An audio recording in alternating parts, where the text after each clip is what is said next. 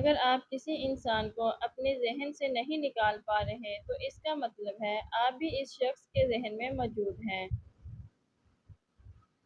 اگر تمہارا ذہنی سکون کوئی شخص ہے تو تم لا علاج ہو۔ جو شخص آپ کو سب سے زیادہ خوش کرتا ہے وہی شخص آپ کو سب سے زیادہ تکلیف پہنچانے کا باعث بھی بنتا ہے۔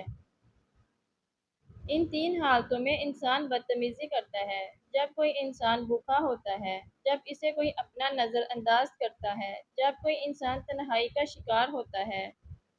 نرم دل لوگ ہمیشہ دھوکا کھاتے ہیں کیونکہ وہ غلط لوگوں پر بھروسہ کرتے ہیں۔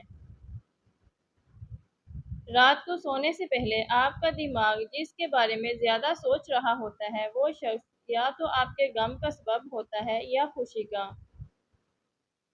اگر تم کوئی ایسا راستہ تلاش نہیں کرتے جس سے سوتے ہوئے بھی کمائی جاری رہے تو پھر تمہیں اپنی موت تک محنت کرتے رہنا پڑے گی۔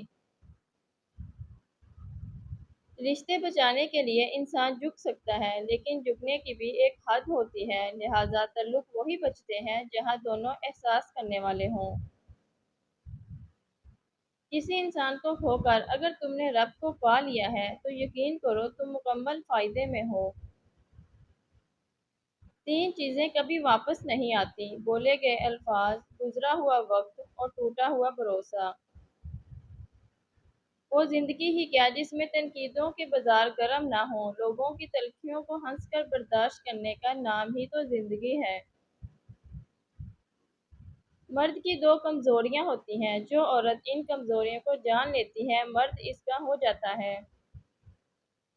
پہلی مرد کی کمزوری آپ خود ہیں جو آپ کو نہیں پتہ۔ دوسری خوبصورتی مرد کی کمزوری ہوتی ہے، اس لیے خود کو وقت دیں۔